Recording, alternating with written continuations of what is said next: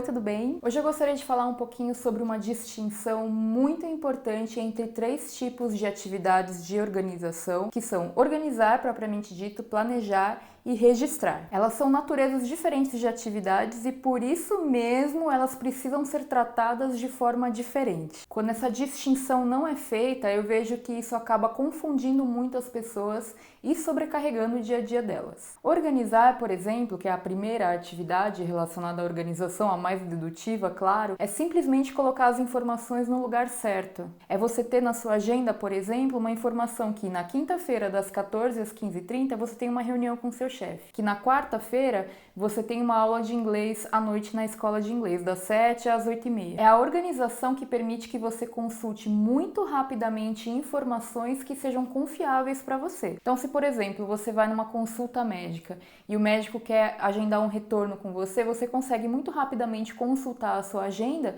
e verificar quais são os dias e horários que você tem disponíveis. Planejar, no entanto, tem outra natureza. O planejamento se baseia nas informações organizadas. Eu tenho uma aula de inglês na escola de idiomas na quarta-feira das 7 às 8h30, certo? Isso é uma informação organizada na minha agenda. Porém, eu posso querer me planejar para estudar inglês toda segunda e terça à noite, por exemplo. E eu posso até inserir esse compromisso na minha agenda, mas ele tem uma natureza diferente daquele compromisso agendado na quarta. O que muitas vezes acontece é que as pessoas confundem a organização com o planejamento e colocam tudo no mesmo lugar. E o problema quando você faz isso é que chega um momento que você acaba se confundindo porque tem muita informação ali e também causa sobrecarga. Não adianta você só planejar, você tem aquelas atividades não planejadas que vão surgir também. E aí chega um momento que todo esse planejamento acaba sobrecarregando mesmo. A minha proposta, então, é que ou você use ferramentas diferentes para a organização e para o planejamento, ou que você faça uma distinção visual muito clara entre elas. Por exemplo, se você usar a agenda do Google, você pode ter a sua agenda com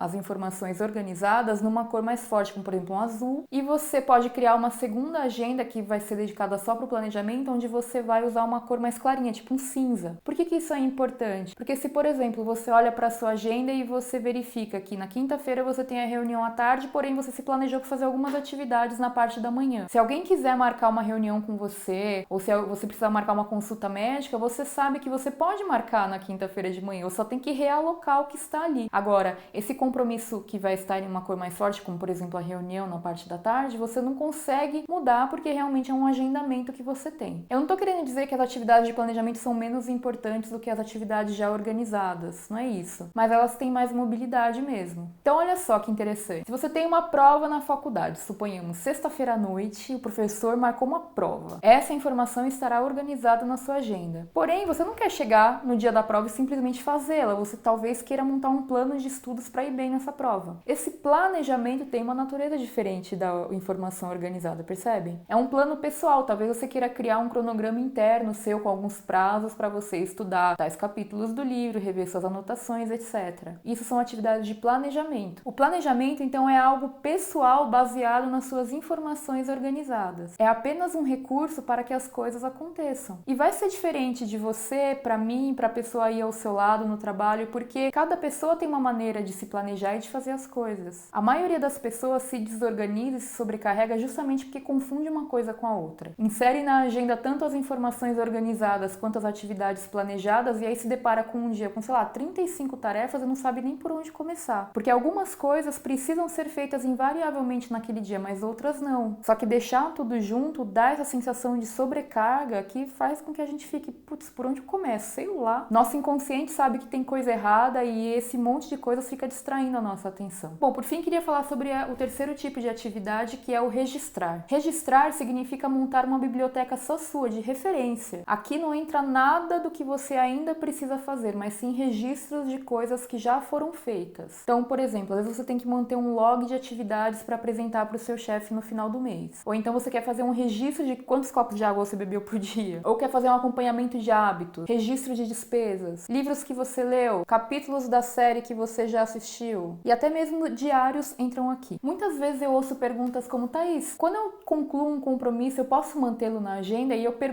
rebato com a pergunta: a agenda é o melhor lugar para você consultar isso depois? Pode ser que sim, mas se você tiver que apresentar essas informações, essas atividades concluídas para o seu chefe, não vale mais a pena você montar uma planilha, por exemplo, que você pode compartilhar com ele? Tem que perguntar o que faz sentido para você. Todas essas questões são relevantes para todo mundo e de pessoa para pessoa vai variar muito. Os registros são parecidos com as informações organizadas, porém, ao contrário daquelas, não demandam nenhum tipo de ação mais. Então, eles também devem estar completamente separados daquilo que ainda demanda ação, porque eles têm uma natureza diferente. Então, visualmente, eles têm que estar separados para não te confundir. Então, até respondendo a pergunta que eu usei como exemplo, claro que você pode manter na sua agenda um log dos compromissos já concluídos, mas você tem que colocar uma distinção visual, ou colocar numa cor diferente, ou colocar um ok na frente ou um check na frente. Então, vamos lá. Em resumo, existem 3 atividades distintas quando se trata de organização: organizar, planejar e registrar. E justamente por terem naturezas diferentes, elas demandam técnicas diferentes para a gente conseguir ter uma vida organizada. Cada vez que a gente mistura esses 3 tipos de atividades, isso confunde e sobrecarrega. Entender como cada uma dessas atividades funciona nos ajuda a entender melhor como a gente funciona com as diversas ferramentas de organização que a gente utiliza. Então, como que eu vou me relacionar com a minha agenda ou com a minha lista de tarefas? Não é à toa que ferramentas como o Bullet Journals têm feito tanto sucesso, porque o Bullet Journal, de certa maneira, é uma ferramenta que agrega esses 3 tipos de atividades. Você consegue organizar as informações, você consegue montar um planejamento do que você vai fazer naquele dia, também consegue fazer um registro. Tem muitas pessoas que fazem, né, registro de hábitos, registro de despesas no Bullet Journal, mas a grande verdade é que tanto faz. Dando o exemplo da agenda, por exemplo, eu utilizo a agenda do Google e aí eu costumo deixar a minha agenda com as informações organizadas numa cor padrão. As atividades de planejamento eu deixo num cinza claro, que para mim é uma distinção visual bem legal. E quando é concluído, eu coloco um check na frente, ou escrevo um ok, enfim, eu coloco visualmente alguma coisa que diferencie essas atividades de todo o resto. Então, na verdade, não é complexo, o complexo é ignorar essa diferença entre essas atividades e deixar tudo junto. Enfim, esse é um assunto que dá muito pano pra manga, de certa maneira é um meio papo cabeça, né? Eu tive esse insight há cerca de 2 anos, mais ou menos, e aí eu comecei a reparar como as pessoas lidavam com a sua organização pessoal, e eu vi muitos exemplos na minha rede de amigos, de colegas de trabalho e até na internet também de pessoas que às vezes naturalmente chegam a essa conclusão. Então, por exemplo, é muito comum você ver uma pessoa que use uma ferramenta como, por exemplo, o OmniFocus ou o Todoist ou Evernote para organizar tudo que tem que ser feito, e usa uma ferramenta como um Planner ou um Bullet Journal para planejar a execução dessas atividades. Então, eu já vejo que naturalmente algumas pessoas que já estão num nível um pouco mais avançado de organização, elas vão se reorganizando dessa maneira. E isso foi muito legal porque, de certa maneira, é validar uma teoria que eu descobri, né, que eu tenho. Se você gostou dessa dica, aproveita para se inscrever aqui no canal, deixa o seu like, e se você tiver alguma dúvida sobre esse assunto, eu acredito que tenha gerado muitas dúvidas, porque é uma mudança de paradigma, deixa um comentário aqui embaixo e a gente vai trocando ideias, tá bom? Tchau e até o próximo vídeo.